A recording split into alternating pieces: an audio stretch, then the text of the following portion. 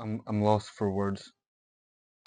I'm genuinely lost for words. Like I'm trying to come up with a way to explain how I'm feeling, but I'm just so deflated. Like genuinely like shattered.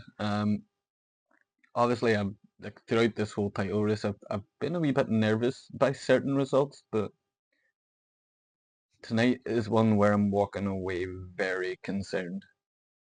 Like for the first time, genuinely concerned that we might be throwing this away. Like it's not a case of Arsenal Man City will ever fight. It's not even that. This just feels like it's so self-inflicting and so avoidable, and I'm just left asking myself, do these players actually want to win this league? Do these players actually want to lift that trophy in May? Because the winners tonight aren't Wolves. Like credit to them, credit to them. They actually deserved to walk away with a point today, if not more. They played very well, but the real winners tonight are Manchester City. They're watching that tonight, and they no doubt smell blood. Um, and I see blood as well. I see the wounds. I just something about this season felt different for so long, and I'm scratching my head wondering where the turning point was. But it looks like mistakes from seasons gone by are resurfacing again, and I am shitting myself. Arsenal could walk away in May with no trophy, and I could be walking away with no fucking hair.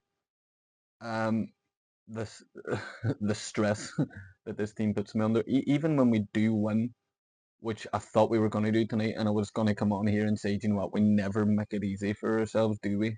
We always have to like um have a wee bit of nerves riding on it. But you know what? Like, there's only so many games you can play like that and play Dancing with Fire before it does come back to bite you in the ass, and that is ultimately what happened to Arsenal tonight.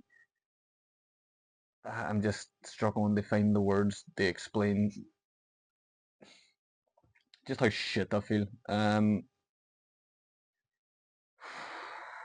This is the first time where I'm genuinely starting to acknowledge the cracks that are in that team. But here we are. Let's been chatting shite for 3 minutes nearly. Let's talk. I'm wasting more time than Arsenal were at the end there. Let's talk about the game. Ah, Jesus, I sound like I'm gonna cry. Um, yeah, Bukayo Saka and a new role today. That we saw him in at the weekend. He's playing more of a central attacking midfield role. And in fairness, for the time he was on the pitch, yeah, I actually thought he played very well. 5 minutes in, he ends his longest goal drought at the club of 15 games. A beautiful cross in from Declan Rice. Uh, you see Saka just lose his defender, head it in the back on it. Cutely is wonderful. And 5 minutes in, bear in mind, we're top of the league. Wolves are bottom of the league. We take a 1-0 lead in the first 5 minutes. You're thinking, right, how many is it going to be today? 4, 5, 6. You're thinking Wolves are going to open up a wee bit and we're just going to tear them to shreds. But no, no. We were kind of on top for the majority of that first half of the opening half hour. It was all Arsenal, but I'd be lying if I said there was a lot of clear-cut chances. Like there was a few balls in the box there where I'm thinking, where the fuck is Gyökeres? He's meant to be our striker, and I've seen that so many times this season. There's a dangerous ball in the box, and there's just no one on the end of it, and I'm just questioning where the fuck he is. But yeah, after that first half hour, Wolves start to grow into the game a wee bit. They're putting a bit of pressure on us. The first half they don't get a shot on target right enough, but you can see they're growing in confidence. They're getting more of the ball, and they're playing a lot more in our half. And when halftime comes, you have to say that Wolves were probably the team that didn't want to see halftime. Arsenal were kind of holding out the end of that first half. There was a penalty check at the end of the first half. there wasn't much in it for me. I think it was Hincapi went down. But yeah, it was clear the defender got the ball. Like there wasn't much in it. It wasn't. It was Gyökeres. It was Gyökeres, wasn't it? But the defender got the ball. There wasn't much in it. I can't even remember. My head's all mangled just thinking about it. But at halftime, you're thinking, well, we're lucky to still be holding a 1-0 lead here. Reset, go out in the second half, get a second. But in the second half, it kind of picked up where the first half ended. Wolves were on top for that opening 10 minutes of the second half at least. I mean, Armstrong had a shot at one point from outside the box, and it just flashes over the bar. But in that moment, my heart is in my ass. Like, um, I I had no words. But yeah, we do eventually go up the other side of the pitch, and we do get a second goal. A wonderful ball, like defender to defender. Gabriel plays a beautiful ball, and then Cappy, who has a wonderful finish to get his first goal for the club. Which they tried their best to disallow. The flag was up straight away to call it offside, but you know, I have my opinions on VAR. But I was thinking at that stage, thank fuck for VAR to have a look at that and see that it was in fact onside. Um, Fucking, it was Hugo Bueno, was it called? His first name's Hugo, and Hugo Bueno was on the far side just playing him on. So thankfully the goal was given and we're 2-0 up. And at that stage you're thinking, right, now we go on and hit them for a third or potentially hit them for a fourth. Let's go. But the two-goal advantage only lasts 4 fucking minutes because the same man that was playing Hincapi on side scores an absolute worldie.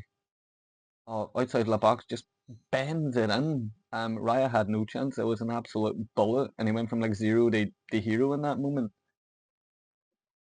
And you're thinking, fuck. Game on, you're thinking, and you're thinking, well, in our game, Arsenal just don't know how to make it easy for themselves or to see a game out without making us fans lose our brain cells. But yeah, substitutions were made as they came on. Jesus came on, Trossard came on. It didn't really make a difference. Wolves were still on the ascendancy from that point. The closer it got to the end of the game, Arsenal were starting their time wasting, which was annoying me because it was always going to get added on to the added on time.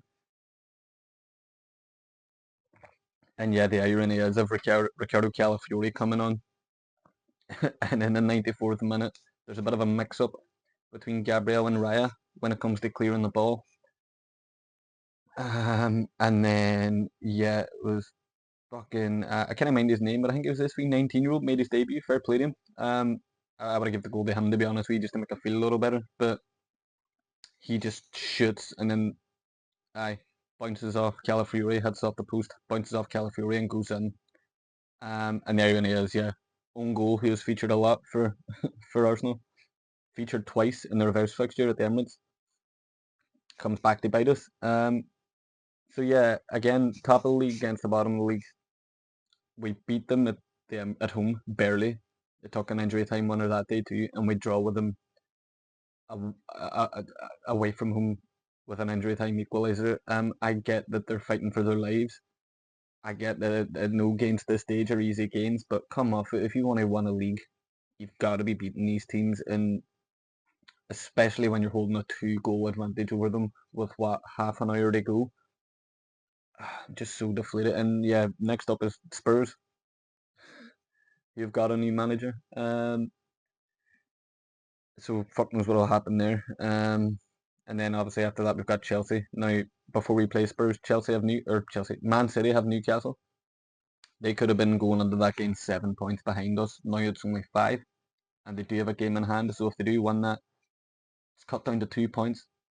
2 points is not a fucking great window. I know we play the next day, but we will have a game like that. Once we play that, Man City will have a game in hand again. And it means like we could be 2 points ahead of them when we go to play them at the Etihad, and then at that stage, if they beat us, they're on top, and then Man City can just do what they do. But listen, we're still 5 points clear at the top of the league. There's no point feeling overly depressed about it. We're probably the only fan base that could be raging at that. Yeah, it's just another missed opportunity. There's been a couple in the past couple of weeks there that have just really not sat right with me. Obviously Brentford last week, and here we go again, Wolves. But yeah, strap on, folks, because you're going to be very entertained watching me tear my hair out for the next couple of weeks. But yeah, Arsenal need to get their act together. It goes without saying. Arteta needs to go into the training ground tomorrow if he hasn't already and just rip the heads off them. Because to me it looks like they're doing everything in their power to not win that league. Like they have Wolves fans who are bottom of the league, probably getting relegated, chanting second again, ole ole ole at the end of the game. Just sums it all up. Like I would just need to lean to move country. If Arsenal don't bring the title home this season or any trophy of significance, I will just have to leave the country, find another sport, and yeah, just fade into the abyss. So we'll see. We'll see what happens. But yeah, very deflated. So I hope you're having a better night than I am, folks. And as I say, the only real winners tonight are Man City. But yeah, I'll finish off by saying fair play to Wolves. And fucking congrats to Wolves for getting that hard fought point. They deserved it. They had more fight than Arsenal did. They wanted a point. Which, as I say, like they're fighting for their lives. They might still be going down, but they wanted a point more that could end up resulting in nothing. Then Arsenal wanted 3 points. They potentially left their first trophy in fucking shit fucking 22 years. Um, what can you do?